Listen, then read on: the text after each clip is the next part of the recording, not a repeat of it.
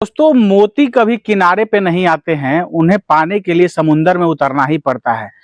और वैसे लोग जिनके पास तैरने का कला होता है, तैरने की जानकारी होती है, वही जाने के बाद मोती को सही सलामत लेके आते हैं। नमस्कार दोस्तों, मैं हूं आशुतोष के अपने चैनल स्टिलर फार्मिंग पे आपका स्वागत है। दोस्तों, आज की वीडियो बकरी पालन से संबंधित रहने वाली और काफी इंफॉर्मेटिव जानकारी आप सभी को मिलने वाली है। जो भी भाई आने वाले समय में जो बकरी पालन करने की सोचे हैं या ऑलरेडी कर रहे हैं, उन सब के लिए वीडियो काफी इंफॉर्मेटिव होने वाली है।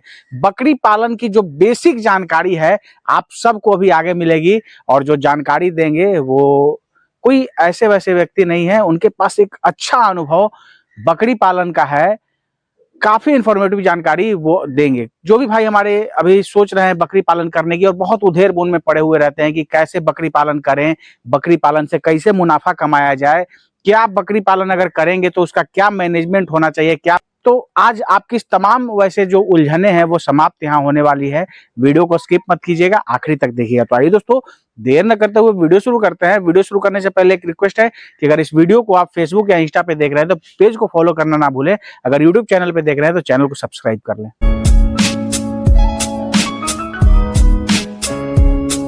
और हमारे चैनल पे आपका स्वागत है। आपका भी आशुतोष जी, और बहुत बहुत इस मेरे फोरम पे स्वागत है।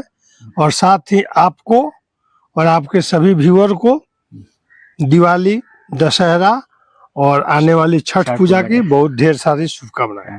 अब आप जैसे अलग अलग फार्म पे जाते हैं, हमेशा विजिट पे रहते हैं, देखते हैं, वहां जाने के बाद तो बहुत सारी समस्या आपको देखने को मिलती है। और जो भाई हमारे जो सामने से देख रहे हैं उनके पास भी समस्या है। बकरी पालन करने से पहले वो सोच रहे हैं कि क्या एक बेसिक व्यवस्था होनी चाहिए, या जो ऑलरेडी कर रहे हैं तो उनको जो समस्याएं झेलने को मिलती है, तो उन सभी के लिए सहूलियत के लिए सवाल मैं आपसे पूछ रहा हूं कि सबसे पहले ये बताइए, बकरी पालन का बेसिक क्या है?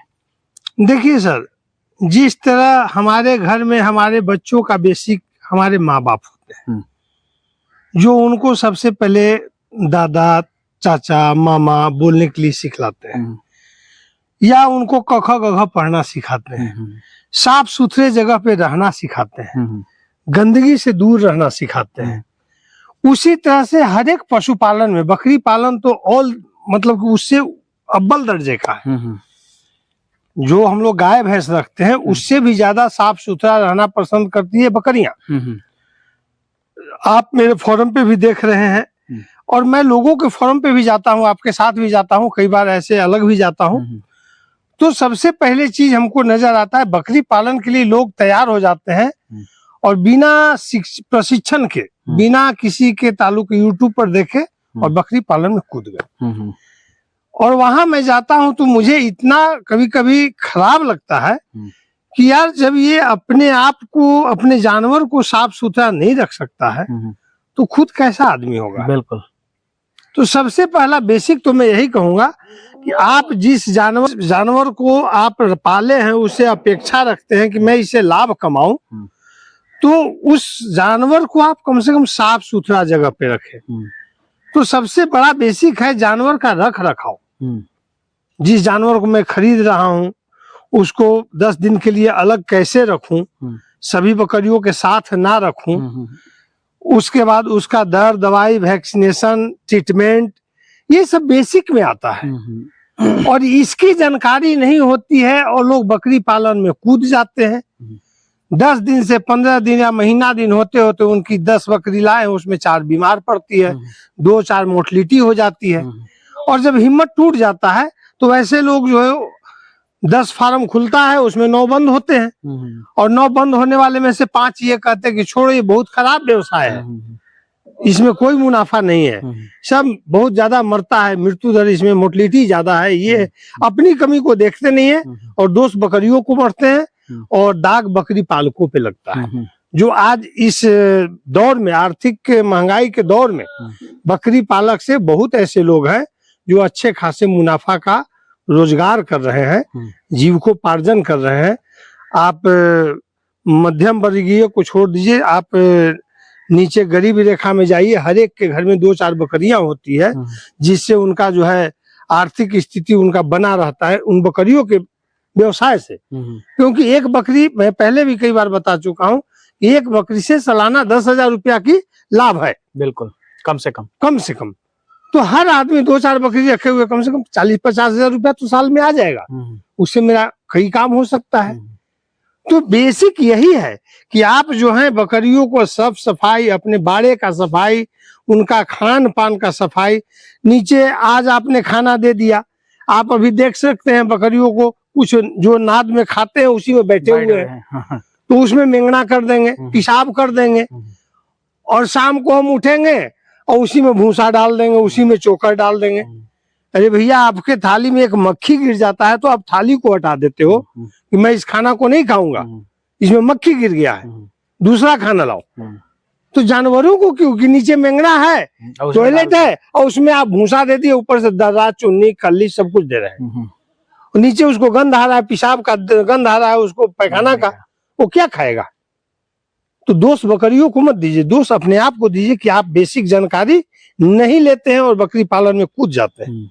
और बेसिक जानकारी वहीं मिलेगी जहां फॉर्म 5 साल, 6 साल, 8 साल से चल रहा है, या तो आप वहां जाइए या उनके द्वारा कोई प्रशिक्षण कार्यक्रम चलता है। आप 5 लाख रुपया का शेड बनवा देते हैं, अब 5 लाख की बकरी सिरोही और बर्बरी 12-12 हजार, 14 हजार की बर्बरी आप लेकर के 20 को पालन शुरू कर दिए, लेकिन 5,000 रुपया प्रशिक्षण पे खर्च करने के लिए आप तैयार नहीं है। तो आप क्या उससे अपेक्षा रखते हैं कि हम बकरी पालन में सफल हो जाएंगे? बिल्कुल। तो यही है बेसिक। पहले मैं बार बार कहता हूं, पहले बूझे फिर बजे। तो बूझने का मतलब है आप फोरम पे जाइए, विजिट कीजिए, आप उनके पास समय दीजिए। जब आप अभी कुछ दिन आपने देखा हो, पहले एक बार आपसे मिलवाए हैं हम, तरुण जी मेरे पास आए, 5 दिन 6 दिन का समय उन्होंने जब मेरे साथ आ करके बिहार शरीफ से दिया, तो जाहिर है कि मैं भी उनको समय दिया हूँ। बिल्कुल। जबकि वो अच्छे बकरी पालक हैं, ऑलरेडी हैं, 2 वर्षों का अनुभव है, फिर भी सीखे, तो फिर भी उनको सीखने की तमन्ना है, तो मेरे पास आ करके सीख रहे हैं। और इन्हीं चीज ऐसे कई लोग हैं, सबको मैं बारी बारी से तो यहाँ नहीं बुला सकता हूँ, लेकिन उसके लिए प्रशिक्षण कार्यक्रम चलाया जाता है, उसमें आप भाग लीजिए, पूरा जानकारी लीजिए। आपको पसंद आता है, उसमें भला भी बताया जाएगा और बुरा भी बताया जाएगा, लाभ भी बताया जाएगा, होने वाली हानि भी बताई जाएगी। तो आप किस पे काम करना चाहते हैं, आप उसमें सक्षम हैं कि नहीं है, ये 5,000 में आप फाइनल डिसीजन ले लेंगे। बिल्कुल। तो आपका 5 लाख रुपया बच जाएगा। तो यही है बेसिक सर। अब बताइए बाबा कि अभी आपके पास देख रहे हैं कि मेमने जो है काफी तंदुरुस्त है, काफी शानदार, कैसे ऐसा रिजल्ट मिला? देखिए सर, मैं करीब 7-8 साल से बकरी पालन कर रहा हूँ। शुरुआत बेसिक मेरा भी ब्लैक बंगाल ही था। ब्लैक बंगाल से मैं क्रॉस ब्रीड पे आया, क्रॉस ब्रीड से धीरे धीरे मैं बड़े ब्रीड पे आ गया हूँ। मेरे पास जमुना पारी, सिरोही, गुजरी, बीटल क्रॉस, इस टाइप की बकरियां आ चुकी है। और मेरे पास कुछ दिन पहले बत्तीसा, मैं अभी उसको सेल कर दिया हूँ, बत्तीसा का ब्रीडर था, काफी शानदार ब्रीडर, और उसी से जो भी अभी बच्चे दिखाई दे रहे हैं उसी का है, बत्तीसा का क्रॉस है। और सभी बकरी अच्छी फ्रेम में है और तंदुरुस्त है। तो जब कहावत है जच्चा तंदुरुस्त होगा तो बच्चा भी तंदुरुस्त होगा। बिल्कुल। तो मैं पहले भी कहता हूँ, जो बकरी बच्चा देने वाली है और आप अगर सफल पशुपालक है तो बकरी के बच्चा देने से 10 दिन पहले उसके डाइट पे ध्यान दे, अच्छा खुराक दे, अच्छा मल्टीविटामिन दे, ताकि उसका थन का विकास अच्छा हो, डिलीवरी देने के बाद उसको हरासमेंट ना हो, और बच्चा देने के बाद अच्छा दूध करेगी तो बच्चे अच्छे आएंगे। बिल्कुल। अब सर, सबसे महत्वपूर्ण सवाल ये है कि लोग जो बकरी पालन करने की सोच रहे हैं, उनके दिमाग में एक ख्याल आता है कि यार मान लो बकरी ले आए, शेड वगैरह बना दिया, लेकिन बकरी पालन से मुनाफा कैसे कमाए, तो इसके बारे में बताइए। देखिए सर, मुनाफा तो जैसे कि कोई भी व्यवसाय, जग जाहिर है, सब कुछ दुनिया जानती है कि जो दिखता है वो बिकता है। तो पहले आप दिखने के लायक तो बने। दिखने का लायक तब बनेंगे जब आप सफल बकरी पालक बनेंगे। तो आप पहले इस चीज को जाने समझें और बकरी लाए। उस पे जो आपको प्रशिक्षण में, या आप अनुभवी हैं तो आपके अनुभव के आधार पर उसको अच्छा पालन पोषण करेंगे तो बकरियां बच्चे देगी समय से। और मैं औसतन बता रहा हूं कि एक बकरी से 10,000 रुपया मिलता है, कम से कम 10,000 रुपया। 10,000 रुपया। तो आप 10 बकरी अगर रखे हैं तो जाहिर है कि आपको 1.5 साल के बाद ब्रीडिंग पर्पज पे, अगर ब्रीडिंग पर्पज पे आप काम करते हैं तो 1.5-2 साल के बाद आपको 10 बकरी से 1 लाख रुपया मिलेगा। बिल्कुल। हाँ, अगर मटन पर्पज पे करते हैं तो जैसा कि पहले वीडियो में आपको बताया भी है मैं कि इसमें तो 4 महीना, 6 महीना, 10 महीना जब नगद दिखाई दिया तब बेच दीजिए। मटन पर्पज पे काम कीजिए। थोड़ा सा मटन पर्पज आसान चीज है और ब्रीडिंग पर्पज कठिन है। और जितने बकरी फार्म डूब रहे हैं या बंद हो रहे हैं वो ब्रीडिंग वाले हैं। ब्रीडिंग वाले, कटिंग वाले नहीं। कटिंग वाले नहीं है। कटिंग का क्या, वो तो खस्सी लिए 2, 4, 6 महीना रख लिए, बेच दिए, अच्छा दाना खाने खिलाए, दुगना वजन हुआ, कोई होली में बेच दिया, कोई दिवाली में बेच दिया, कोई रामनवमी में बेच दिया, कोई रजरप्पा जा रहा है टूर में तो उसमें चला गया। तो खस्सी तो कटना ही कटना है, उसके खाने वाले बहुत हैं, वो कभी भी बिक जाएगा, उसके लिए आपका मुनाफा जेब में परमानेंट है। समस्या ब्रीडिंग वालों में आ रही है, जो चाहते हैं कि मैं अपना 10 बकरी रखूंगा, 10 से 20 बच्चे आएंगे, 20 से फिर 20 और बच्चे आएंगे, मैं 2 साल में 500 बकरी का मालिक बन जाऊंगा और एक के बेरा ट्रक भर के बेचूंगा। उसी में दिक्कत आ रही है, मामला वही फंस रहा है। जैसे बिक रहा है वैसे बेचते चलिए। हाँ, ये तो मल्टीपर्पज बिजनेस है भैया। कोई आया, अभी मेरे पास आप देखेंगे 7 बच्चे आए हुए हैं, इसमें 2-3 बच्चे मेरे बिक चुके हैं, जिनको मैं फरवरी में टाइम दिया हूँ। कोई बाहर से पार्टी, कोई शौकीन आदमी, बच्चा मेरा पहला वीडियो देखा, बाबा ये बच्चा हमको लिए रख दीजिए। तो जैसे बच्चे हैं इनमें अच्छा मुनाफा है, ये फरवरी तक माँ का दूध पियेंगे, कोई खर्च नहीं, खिला कोई खर्च नहीं है, सिर्फ माँ को मेंटेन कीजिए ना, बस बच्चे को मेंटेन करने की जरूरत नहीं है। और बच्चे जो है माँ का दूध पी करके तगड़े हो जाएंगे, फरवरी तक इनका वजन 12 किलो, 15 किलो, 16 किलो बन जाएगा। 500 रुपए किलो, 600 रुपए किलो। जैसा आप दुकान में जाते हैं, कपड़े की दुकान में, उदाहरण कोई बकरी का रेट नहीं है सर, बकरी का कोई रेट नहीं है। कोई गाड़ी वाला आता है 400 का बेच दे रहा है, कोई 450 का बेच दे रहा है, कोई जो है 600 का बेच रहा है, कोई 800 का बेच रहा है। आप कपड़े की दुकान पे जाते हैं, कपड़े वाले से बोलते हैं भैया हमें पैंट शर्ट सफारी सूट का, कोट पैंट का कपड़ा दिखाओ। वो कपड़ा धड़ल्ले से थान का थान खोलता है, बिकता जाता है। क्या रेट है? बोला भैया आप पहले पसंद तो कर लो। हाँ, तो आप जब पसंद कर लिए, मैंने देख लिया, आपको पढ़ लिया कि आपको ये माल पसंद है, आप लोगे, चढ़ा दिए, थोड़ा सा 1 गुना चढ़ा दिए, जहाँ 500 के वहाँ 600 कर दिए, 5.5 पे तो लोगे। बिल्कुल, क्योंकि पसंद तो आ गया है। पसंद तो आ गया है। तो यही दुनिया है और इसमें इसका बिक्री में कोई झंझट नहीं है, कोई झंझट ही नहीं है। आपका सौदा पसंद है, अगले को 1000-2000 बच रहा है, वो पक्का बेचेगा, वो रख के क्या करेगा। कुल मिला के कहने की बात है कि बकरी पालन अगर कर रहे हैं तो जैसे जिस वक्त बिके आप बेचते जाइए। हाँ, बेचते जाइए। हाँ, इंतजार मत कीजिए, इंतजार मत कीजिए, गाड़ी भर के बेचे। हाँ, गाड़ी भर के बेचे। हाँ, अब सवाल उठता है कौन सी बकरी न बेचे। हाँ, ये भी बता दीजिए, कौन सी बकरी न बेचे। जैसे एक मदर गोट बनाने में आपने 10 बकरी लाया खरीद के, आपके बाद पहला साल वो बच्चा दी, उसका दूध का कैपेसिटी अच्छा है, किसी का खराब है, किसी का बिल्कुल नहीं है। नेक्स्ट बार फिर बच्चा दी, तो जो मीडियम थी वो हाई हुई कि नहीं हुई दूध में, अगर नहीं हुई तो वो बकरी भी खराब है। तो आपका 10 में से 5 या 4 बकरी अच्छी मिलेगी, तो वो आप मदर गोट जिसको चुन लिए कि ये बकरी हमारी दूध में अच्छी है, खाने में अच्छी है, निरोग रहती है, अच्छी फ्रेम में है, अच्छी फ्रेम में है, वो आपका मदर गोट हो गया। तो मदर गोट को अगर ब्रीडिंग पर्पज पे काम कर रहे हैं तो अपने मदर गोट को बचा लीजिए, बाकी बकरी को सेल करते रहिए। बिल्कुल। हाँ, अगर कोई रिजिड होता है कि हम मदर गोट ही लेंगे, तो जो आपका लागत लग रहा है, जितना मेहनत लग रहा है, उसका औसतन मूल्य जोड़ के आप उसे लीजिए, ले लीजिए, फिर आप दूसरा मदर गोट बनाइए। बेचने में कोई गुनाह नहीं है। बिल्कुल, अगर पैसा मिलता है तो हम बेच देंगे उसको भी, लेकिन जितना मेहनत हम किए उसे मेहनताना मिलना चाहिए। ये नहीं कि साधारण बकरी के रेट में हम मदर गोट दे देंगे, ऐसा कभी नहीं हुआ है। आप दुनिया के जो भी ब्रीडिंग पर्पज पे अच्छे अच्छे फार्मर काम कर रहे हैं, आप उनके यहाँ जाइए, उनको पूछिए कि भाई ये भी बकरी हमको चाहिए, तो सर ये तो मैं नहीं बेचूंगा, ये तो मेरा अपना है, मदर गोट है। तो मदर गोट का सेलिंग न करे ब्रीडिंग वाले, अच्छी बकरी को मदर गोट बना के रखते हैं तो उसको रखे, बाकी जो है सेल कीजिए। बच्चा आता है बच्चा सेल कीजिए, खस्सी होता है खस्सी सेल कीजिए। और आप ट्रक भरने के चक्कर में रहते हैं तो भाई आप पूंजीपति हैं, हो सकता है आप 500 के रेंज में हैं और कभी ऐसा बीमारी है कि 50 को चला जाए, फिर पता चला वो पूंजी भी नहीं निकल पाएगा। पूंजी भी नहीं निकल पाया। तो भैया ये एटीएम है, जब मर्जी तब डालिए और निकालिए, चलते रहिए। महत्वपूर्ण सवाल है कि जैसे जो लोग मान लीजिए कि बकरी पालन करेंगे तो कैसे उनको शेड बनाना चाहिए, कितना अंदर का एरिया रहना चाहिए, घूमने के लिए कैसा एरिया होना चाहिए, बाहर वाला एरिया जो घूमने वाला है जिसको ग्रेजिंग फील्ड भी कहते हैं वो रहना जरूरी है कि नहीं है, उसके बारे में बताइए। देखिए सर, गाय भैंस बकरी भेड़ इसको चर अचर प्राणी कहा गया है।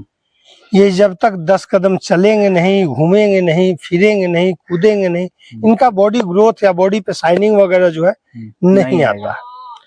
तो आप रहने के लिए बेशक कम जगह में रख ले, 20 बाई 20 का या 20 बाई 50 का एक शेड बना दे जिसमें आपके 50 बकरी आराम से रह जाएगी, पार्ट बाई पार्ट करके। उसके बाद उनको खाने के लिए एक बरामदा टाइप का, ओसारा टाइप का गिराए ताकि बरसात में भी उसमें आराम से खा ले, धूप में भी खा ले, सर्दियों में भी खा ले, ठीक है। और उसके बाद उसके साथ आपको खाने के अलावा कम से कम अगर आप 40-50 का एवरेज लेके चलते हैं कि मैक्सिमम हमें 40-50 बकरी रहना चाहिए, तो कम से कम 3 कट्ठा जमीन उनको कूदने भागने और दौड़ने के लिए चाहिए, फील्ड चाहिए जिसमें वो खाए भी, खेले भी और कूदे भी। बाकी आप ग्रेजिंग का इलाका अलग रखें, जहां आपका 10 कट्ठा में हरा चारा हो, काट के लाके देंगे या चराने ले जाएंगे, ये तो उनकी मर्जी है। जो ग्रेजिंग पे ले जाते हैं उनके लिए फील्ड की आवश्यकता नहीं है, बिल्कुल। लेकिन जो स्टॉल फील्ड पे रखे हैं या सेमी स्टॉल फील्ड पे, उनको तो 3-4 कट्ठा जमीन उनको खेलने कूदने के लिए चाहिए। अब जो सबसे इम्पोर्टेंट सवाल आता है बाबा कि चारा के बारे में लोग बहुत माथापच्ची करते रहते हैं, खिलाने का खर्च लोग बोलते हैं कि बहुत ज्यादा आ रहा है, तो उसकी क्या एक वैकल्पिक व्यवस्था होनी चाहिए या क्या व्यवस्था होनी चाहिए?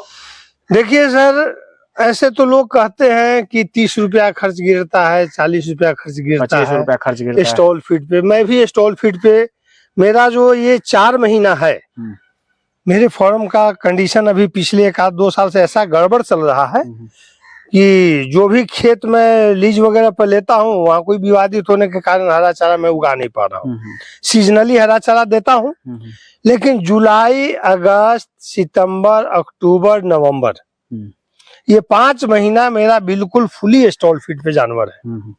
और दर्शक देख भी रहे होंगे और आप भी देख रहे हैं कि हमारी सारी बकरियां तंदुरुस्त है, कोई बॉडी पे कोई बीमार नहीं है, सबके बॉडी पे शाइनिंग है। उसका कारण ये है कि खुला जगह है, जो खाया मजे से खाया और सब कुछ मिलना चाहिए उनको जो आप हरा चारा से पूर्ति करना चाहते हैं। तो स्टॉल फीड में थोड़ा खर्च गिरता है, लेकिन हाँ इतना नहीं गिरता है जितना लोग बता देते हैं। मैंने भी एवरेज लिया है फुल्ली स्टॉल फीड पे। मैं अभी 40 बकरियों का पालन कर रहा हूँ, तो मेरा एवरेज जाता है 15 से 20 रुपया के अंदर डेली का। डेली एक बकरी मेरा 15 रुपया के लगभग भूसा घास सब कुछ लेकर के खाती है। और जब सब कुछ स्वस्थ है तो मेडिसिन खर्च नहीं होता है, बिल्कुल। तो 15 से 18 रुपया में आपकी बकरी स्टॉल फीड पे, फुली स्टॉल फीड पे रह जाती है। अगर आने वाले सीजन में जैसे आ रहा है बरसीम का सीजन, हरा चारा का सीजन लगा दूंगा तो 15 का आधा कर दीजिए। और जो भाई ग्रेजिंग पे रख रहे हैं, फुली एकदम हरा चारा पे ही रख रहे हैं, उनका तो 0% ऑलरेडी सब कुछ जानता है, वो बताने की जरूरत नहीं, बिल्कुल। तो ऐसी बात नहीं है, आराम से स्टॉल फीड पे भी लोग रखेंगे तो ज्यादा खर्च नहीं गिरता है। आखिरी सवाल आपसे है, जैसे आप हम अलग अलग विजिट करते हैं तो वहाँ जाने के बाद कुछ ना कुछ समस्या आपको देखने को मिलती है, तो हम आपसे जानना चाहते हैं, जैसे एक वीडियो में आपने बताया था कि अल्कोसिस की बड़ी समस्या जानवरों में देखने को मिलती है, इसके अलावा और कौन सी ऐसी समस्या अभी आपको देखने को मिल रही है जो बकरी पालन लोग कर रहे हैं? देखिए सर, अल्कोसिस तो है ही, सबसे पहली समस्या तो मैं आज वीडियो पे पहला सवाल आपका था बेसिक, तो ये बेसिक से जुड़े हुए सारे सवाल हैं। जब फॉर्म मेरा गंदा रहेगा तो एसिडोसिस, वहाँ गैस, अमोनिया गैस बनेगा।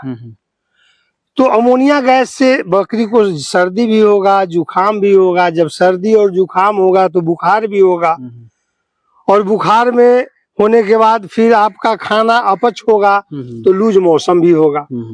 तो सारी कहानी एक दूसरे से जुड़ा हुआ है।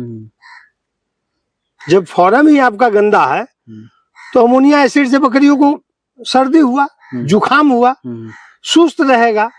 तो आप थर्मामीटर लगाएंगे तो पहला सर्दी जुखाम, दूसरे में आता है आपको बुखार, और बुखार हुआ तो खाना नहीं खाएगा। जो खाया था 2 दिन पहले वो पचेगा नहीं, तो पचेगा नहीं, और पानी बार बार पिएगा क्योंकि आप अल्कोसिस होना है। तो सारी समस्या जुड़ा हुआ है, साफ सफाई से ही सब संबंधित, सब कुछ बेसिक से आपका जुड़ा हुआ है। बहुत बहुत धन्यवाद बाबा, जानकारी देने के लिए और समय देने के लिए। धन्यवाद आशुतोष जी, आपको इस जानकारी को लोगों तक पहुंचाने के लिए। दोस्तों, ये है बाबा ओमकार तिवारी जी। बाबा गोट फार्म के नाम से महाबलीपुर में सर का फार्म है, और काफी अच्छे से बकरी पालन का काम कर रहे हैं। बाबा के पास अभी लगभग 45 बकरियां हैं, बड़े छोटे मिलाकर। काफी अच्छे से बकरी पालन का काम कर रहे हैं। साथ ही जो हमारे किसान भाई हैं जो बकरी पालन कर रहे हैं, तो वो भी समय समय पे बाबा को कॉल करते हैं, और एक दिन में हमको लगता है तकरीबन 50-55-100 आ जाता होगा। जो भी आ जाए, जिनका निदान होता है मैं कर ही देता हूँ। और तो बाबा के पास समय रहता है तो वहाँ फार्म विजिट करते हैं, चीजों को समझते हैं, बूझते हैं और बताते भी हैं। दोस्तों, आशा ये वीडियो आप सबको काफी पसंद आई होगी। आपकी सहूलियत के लिए स्क्रीन पे 2 नंबर चल रहा होगा, एक बाबा का होगा, और अगर आपको बकरी पालन से संबंधित ट्रेनिंग लेना है तो दूसरा नंबर दिया गया होगा। आप दोनों में से किसी नंबर पे संपर्क करके जानकारी ले सकते हैं। बकरी पालन से संबंधित अगर कोई समस्या है तो वो भी बता सकते हैं। दोस्तों, आशा है ये वीडियो आप सबको काफी पसंद आई होगी। अगर इस वीडियो को आप फेसबुक या इंस्टा पे देख रहे हैं तो पेज को फॉलो जरूर कर लें, और अगर यूट्यूब चैनल पे देख रहे हैं तो चैनल को जरूर सब्सक्राइब कर लें। वीडियो देखने के लिए आपका बहुत बहुत धन्यवाद।